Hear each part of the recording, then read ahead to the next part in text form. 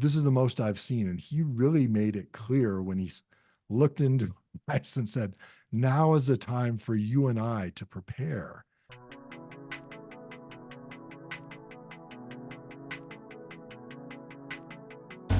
Hello, everyone. Welcome to this episode of the Spiritual Survival Podcast. I'm your host, Randy Brown. Our team's mission is to help you have eyes to see the times we are living in. Take unprecedented measures to prepare yourself spiritually for the events that will precede the second coming of Jesus Christ. If the mission of our podcast resonates with you, please click subscribe, like, and share this content. Well, hello, everyone. Welcome back to another edition of Spiritual Survival. I have a new and exciting guest that I'm thrilled to introduce to the audience. His name is Jonathan Ames. Jonathan, welcome to Spiritual Survival. Randy, thank you so much for having me on. I'm thrilled to be here on your podcast and amidst of some really amazing guests who've come before. Yeah, so one of the reasons I invited Jonathan to be on with us is he has a channel as well. And Jonathan, maybe you can let people know how they can find you. Yeah, the easiest way to find me is most of my videos are under the name Millennium-signs. And so if you search that, my channel will come right up. And there's a series of 20 videos that I'm doing on going through the scriptures and quotes from prophets and apostles on signs prior to that. And one of the videos I did after this general conference is the one we're going to talk about now, which is just mainly based on 3 talks from this last general conference: Elder Bednar, Elder Stevenson, and of course our prophet. Those of you who watched last week's episode, which was titled, Did Elder Bednar Give Us an Encoded Warning? That video got a lot of attention. And yeah, I'd say 98% of it was very, very positive. But something that I became aware of is that it raised some questions, probably from people who haven't been viewers of this particular podcast. And they had some questions, which I actually think are good questions. And this is one of the reasons I wanted to have Jonathan on with us tonight. And I've actually set up to have 3 guests in a row that I'm super excited about. Jonathan, and then Avraham Gileadi is going to be on with us later in the week as well. And then Todd McLaughlin. And we're going to dive more deeply into this question that Jonathan, I think will do a really good job on. But I think these questions that maybe some people aren't fully aware of yet, aren't fully aware of the answers yet, I think are really important in the times we're living in. This particular podcast is all about having eyes to see the times we're living in and preparing for the things that will precede the second coming. And so I guess the question I'd like to dive into today, Jonathan, is, do modern day prophets sometimes speak in parables? Yeah. And I know there's some of you out there that will be shouting, no, they don't speak in parables. No, why would God speak to us in an encoded way? Why would, why prophets speak, they speak plainly. And so I'd like to address that, because I think that is a good question for people maybe who haven't, studied Isaiah or Daniel or some of those things. I know that Jonathan, you studied. So yeah, let's dive right in. Share with us some of the highlights from this episode that you came out with this week. Sure thing, Randy. So when I listen to general conference talks, like most everyone, I rejoice in the surface meaning that's there, because it's a message of hope and it's a message that helps you remember the things that are just the basics of the gospel and live them better. So that surface meaning has always been there for me. And I think it wasn't until really 2020 that I started wondering if there were also other layers of meaning. Now, when we go in the scriptures, we're very familiar with the idea that there's parables and that there's layers of meaning and multiple interpretations of the scriptures. Nephi himself talked about us likening the scriptures to ourselves. So that's something familiar to us. Now, the idea of a parable, particularly, is one, if you look at the church website, it defines a parable as something that's meant to keep the truths that are inside the teaching at different levels. And that the surface level is one level that you'll see, but that there's other deeper levels that are hidden either because people are not ready for it spiritually or because they may actually be trying to harm the prophet or even Jesus Christ when he was speaking. There were many who wanted to harm him and twist his words against him. And so he used parables to teach as a way to protect those who weren't ready and also to keep those who were trying to do harm from doing that. So Uh, that's the yeah, great basic. explanation. Yeah. So one of the questions I got hit with quite a bit in the comment section this week is why would God and his prophets speak to us in an encoded way? And I think you answered that partly. But let's, I know you said there's three talks that really stood out to you. Yeah. One of those I did a episode on last week, and that was Elder Bednar's, but it's interesting to me how if you kind of look at the three together, Mhm. you kind of see a parable. At least that's what I see, and would love your thoughts on that. Yeah, absolutely. I mean, first, Elder Bednar, like you said, is he trying to give us a message there? Well, for instance, one of the ways that you can look for these kind of messages is by looking for the number of times a particular topic is mentioned or a particular phrase or word is used. And if you see it there multiple times, I think that's one of those hints that this is a subject that they want you to really pay attention to and dig into a little bit more. So for Elder Bednar, he mentioned, pride and apostasy 7 different times. And I think that's the surface level of the talk that most of us got is, you know what? We got to make sure that we're not like the Nephites in the book of Helaman and be proud and to apostatize. But also, he mentioned in there that the Book of Mormon gives lessons for the future and for our day 7 different times. And that I think is the message that not everyone got that. But for those who are looking at the Book of Mormon as a template for the second coming of Christ and how we can see in that types and shadows for what's going to happen in our future, that was really crystal clear that Elder Bednar was saying that. Now, I think the Holy Spirit can help you get a different message out of the talk of an apostle than someone else might get. So I'm not saying this is the only way to interpret Elder Bednar's message. But for me, I really got that message that the Book of Mormon is our template and we need to use it to look towards the future. And when you took this together with Elder Stevenson's talk, which he emphasized over 10 times, this idea of never to be forgotten this decade. And he used a very unusual set of years. He went from 2024 to 2034. So those two together, if you're looking for what's the time period in which we're getting close to the second coming, and I think most saints wonder that. They're like, well, when is the second coming going to happen? Some because they look at the bad things in the world and they say, oh my goodness, please, Lord, come quickly. And others because they're worried about some of the signs that are destructive, that are prophesied that will happen, and they're not sure when it's going to happen.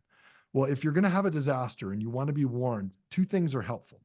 One, that you know what kind of disaster is coming, and 2, that you know at least the general time that it's going to be coming so that you can prepare for it. And so I think what Elder Bednar did here is say, look to the Book of Mormon because it's going to give you the clues to that in the future. Whereas Elder Stevenson gave the timing for that. So his talk, Days Never to Be Forgotten, he went into a couple of things multiple times. I mean, it's rare that you see a general authority use a phrase over and over and over again like that.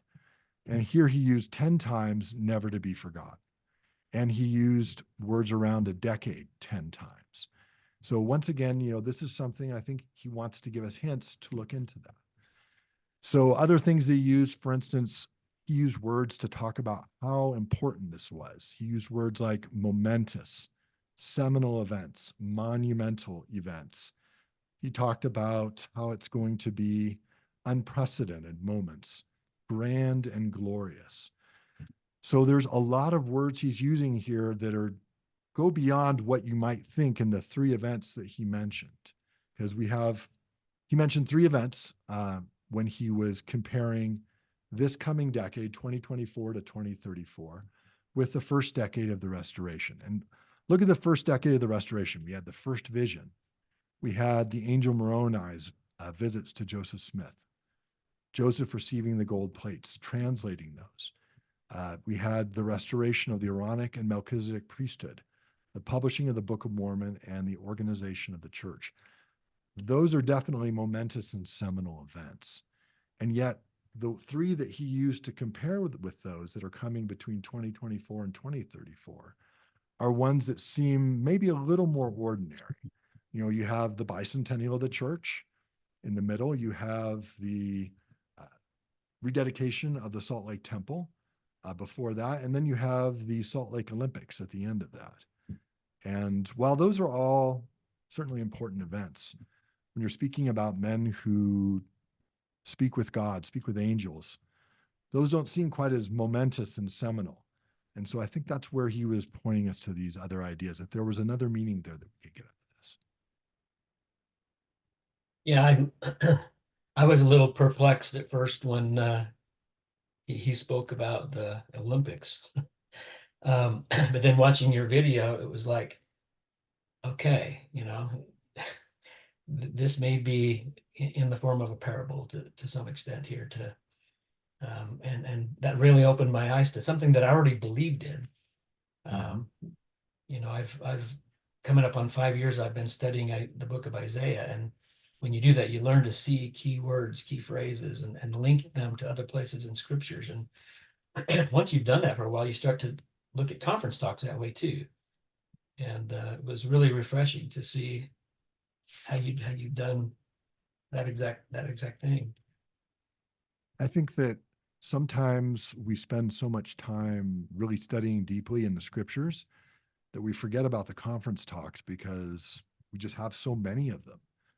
And even looking back 20, 40, 50 years, there's so many conference talks you can get right on the church website and be able to dig into what they've said and compare that with other people. I mean, one of the things I've done is looking through the timelines.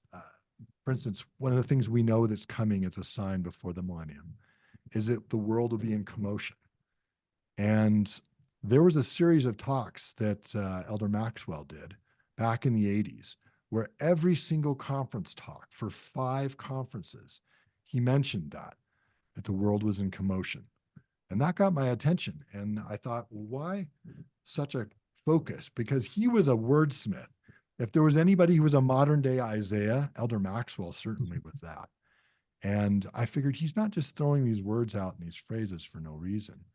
And so I looked at the beginning of that, and you have this time period from where he kicks that off, going towards, this end date of 2034. And that time period fits with this idea that this hour that the world is in commotion, if you split 1,000 years into 24, so it's an hour each, you get this time period that fits with when Elder Maxwell started that and 2034.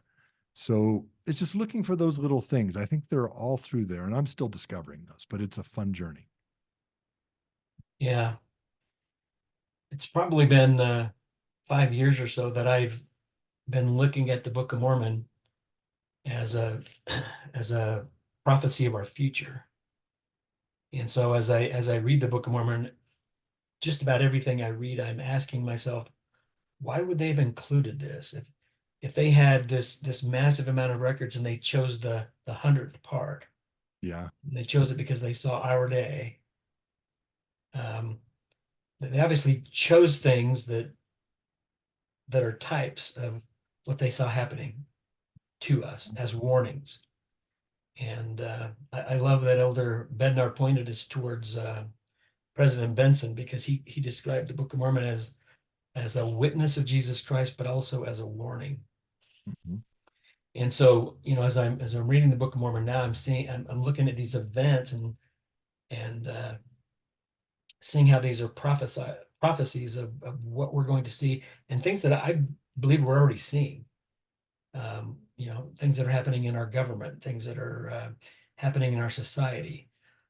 Um, and my feeling is there are things that they can't openly say to the world from the pulpit in the general conference, but they can point us to a book, Mhm. um, and say, this is about the future. And if we look at it that way, you'll see all kinds of warnings.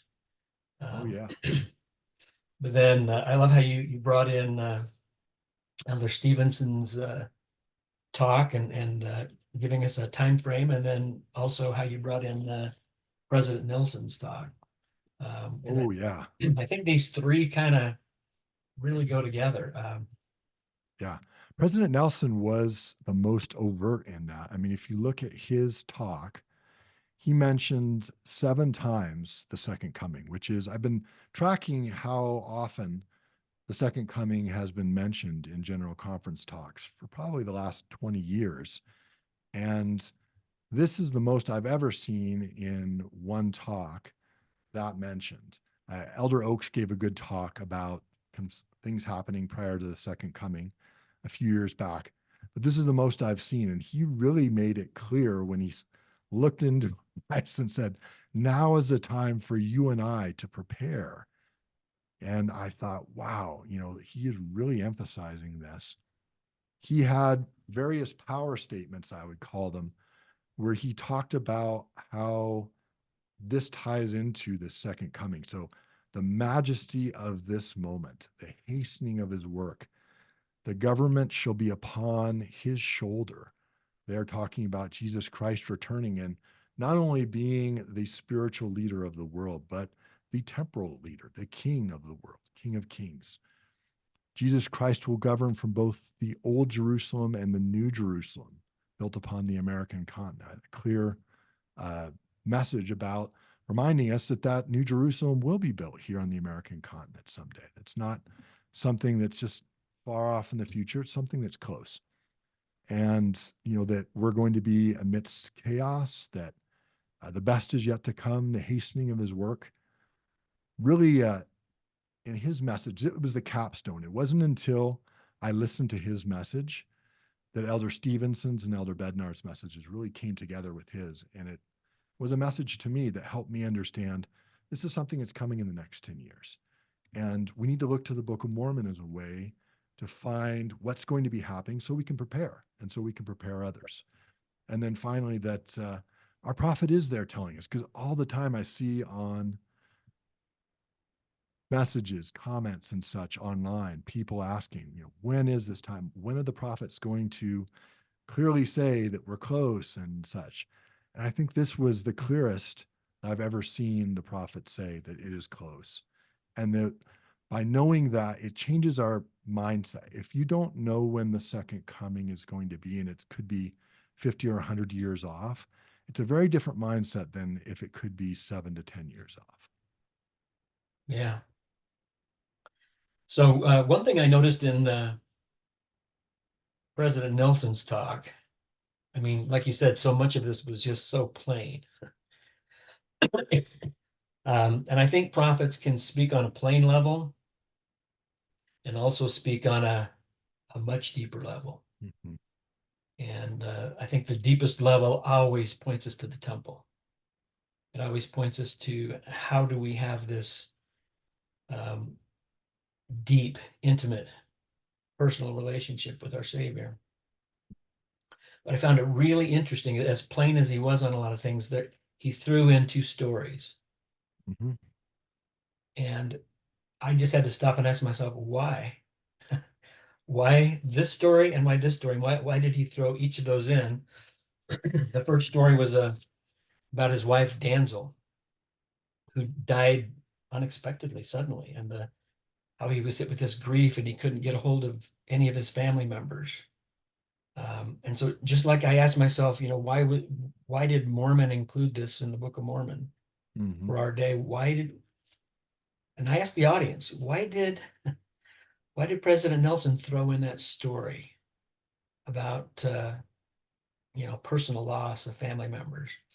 And then he followed it up with another story, which was a story about um, having a gun pointed to his head by, I guess it was like a gang of marauders, or he and his wife, and I guess they kicked him and beat him a little bit and put a gun to his head and actually pulled the trigger, but nothing happened. A miraculous, um, he's talked so many times about in the days between now and the time the Savior comes in his glory, we'll see the greatest miracles the world has ever seen. I think he's speaking from personal experience about the Lord's protection. And so I think, to me, it was very, very clear why those two stories, they're in there as deeper things for us to to search.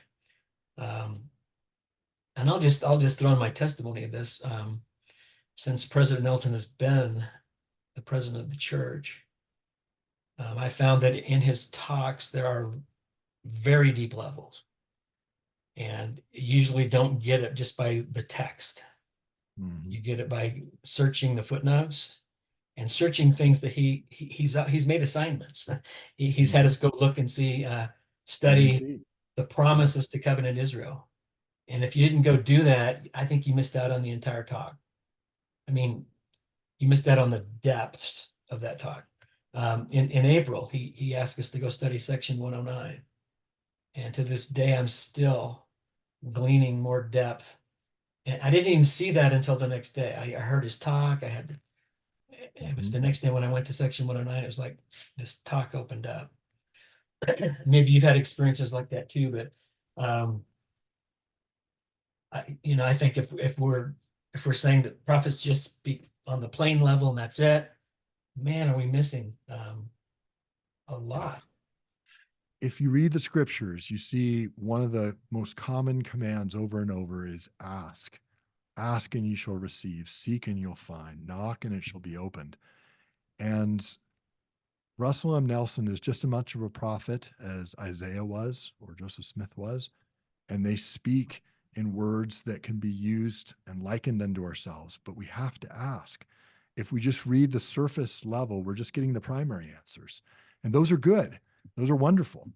But God doesn't want us to just be lambs or sheep. He also wants us to become lions like he is. He is a lion of Judah. He is also the Lamb of God. Both of those aspects are part of him.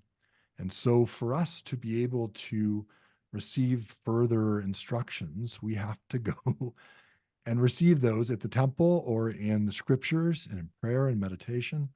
The Lord's willing to give it to us, but that's my hope. That's why I started my channel. Was I hoped that people would look at all these scriptures and say, "Wow, I need to get in there too and start letting the Lord teach me." And that's my testimony: is that God is willing to teach us, and we just have to be willing to ask and do the work that, like President Nelson said. Yeah, and I read a book written by Elder Bednar. Gosh, it was probably a year or more ago. And in the book is called The Spirit of Prophecy. I don't know if you've happened to have read that one. I haven't read it. No. He tells a story in there where I believe he was speaking to a group of institute students, I think. And as he was getting ready to speak, it's like all the students were getting out their pen and paper and getting ready to take notes. And he said, I only have one request, is that if you're going to take notes, don't write down a single word that I say. Mm. Only write down what the Spirit teaches you. And so that's a level of it as well. Maybe someone in general conference, let's just say, for instance, they didn't even intend to have a deeper level to their talk. The Spirit always does. Yeah. The Spirit will always teach us at these deeper levels if we, are really seeking to have eyes to see and ears to hear and hearts to Hmm. understand. Yeah. Um, I testify that that's true. That's been such a part of my life over the last 5 years, and again, why I began this channel. I didn't do this to become a YouTuber. That might have been the most hurtful thing that someone said to me in the comments is something about me being a YouTuber. But I had my patriarchal blessing when I was 14, and the patriarchs stated that at that point, at age 14, I had a testimony that Jesus was the Christ, and for me to be valiant in that testimony, and the day would come when the Lord would show me the deeper things that I could bear testimony of them.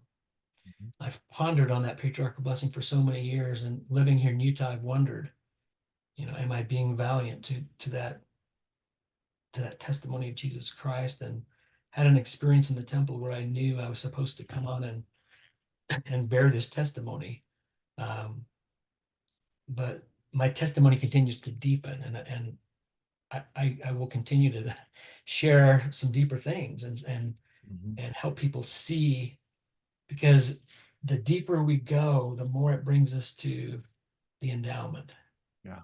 And the endowment is the pattern for how we bind ourselves in this intimate relationship with Jesus Christ that brings us into his presence, and we're born again at a higher and holier level where we have his image in our countenance. And um, I just believe with all my heart that's the point we're at, and that's why we're building temples like we are. Mhm. That right now that should be our sole focus, like President Nelson said. um, Make discipleship and appointments in the temple like the most important things in your life right now. Yeah. um, and so I don't know, I'm probably rambling here. Save me, Jonathan. You know what? I think I can give a personal testimony that if there's one thing you can do in following President Nelson's many different challenges to us, follow his challenge to go to the temple more often. Over this last year, I thought I was doing pretty well, and I heard that and I tried to go more. And it has been such a powerful blessing in my life. It has literally helped the Lord reach into me and continue changing me. I think one of the problems we have with so many who are falling away from the church right now is that they never got past the point where they were looking at the surface meaning and the primary answers. There's so much more that God has to teach us. Remember, he wants us to be like Jesus. He wants us to be perfect like him. That was his command. And in this life, we probably won't be, but if we don't ever try to push ourselves to learn more, to become better, then we're going to be stopped. We're literally going to dam ourselves up. The river will be cut off for us. So the temple is so powerful for that. And other than that, it's just going in and spending more time in the scriptures. And look, over the past year, the reason why I did this channel partly was because of someone who was just another member of the church, didn't have any special calling, but went out there and started making some videos and just sharing what he was learning. And now, over the past year, I've seen many different people who have felt called inside their heart just to share what they're learning and put out these videos. And I think it's a blessing because it turns us from scrolling through inane worldly stuff, social media, to finding things of real value, things that make us stop and go back to the scriptures and the words of the prophets. And I testify if you will do that, if you will increase your time with the Lord, he will teach you and you'll keep learning and feeling closer and closer to him and more like him. Thank you, Jonathan. Were there any other things from these three particular talks that you'd like to emphasize, or did we hit them all? I think we hit them all. I think that the important thing for us is to one, know that prophets can speak in parables. There's good reasons for that. There's always deeper meanings to scriptures or general conference talks if we'll go in and look for them. And I think that we should be going in and likening those to ourselves. I know that from President Nelson's talk, Jesus Christ is coming again, and he wouldn't say that time is now unless it really was important for us to look at that. And understanding for ourselves what some of those signs are, and looking to the Book of Mormon as a template for that. And 3rd Nephi, I think, is a great template. Just start from the Savior's visit, which is what we're reading in Come Follow Me right now, and just move backwards a few chapters. And Morgan Philpott has a really good analogy where he likes to look at each of the Book of Mormon dates. So the 29th year in the Book of Mormon timeline is equivalent to our year -1. So if it's year 30 for the Nephites, it would be our 2029. And you can look back through that at some of the events that happened to the Nephites and see a lot of similarities to what's happened already in our past. And then you can go the other direction and look at what might be happening. Let the Lord speak to you by the Spirit and give you inspiration. Yeah. Yeah, I agree 100%. The only thing that I guess I would add, it really, really hit me when President Nelson said that he hopes we don't miss the majesty of this moment that we're in. And that's the whole reason I began this particular podcast, is that I feel that burning in my bones and in every cell of my body, that we are in the time that President Nelson is testifying of, and I think far too many are missing the majesty of the time we're in. And that's why I'm so appreciative of the videos you're making on your channel that point that out using scriptures. Yeah, I point my audience to Jonathan and to his channel. Please go check him out and give him a subscribe and like, and help him in what he's doing, because it's fabulous. Thank you for being with us on the Spiritual Survival Podcast. Again, if the mission of our podcast resonates with you, please click subscribe, like, and share this content.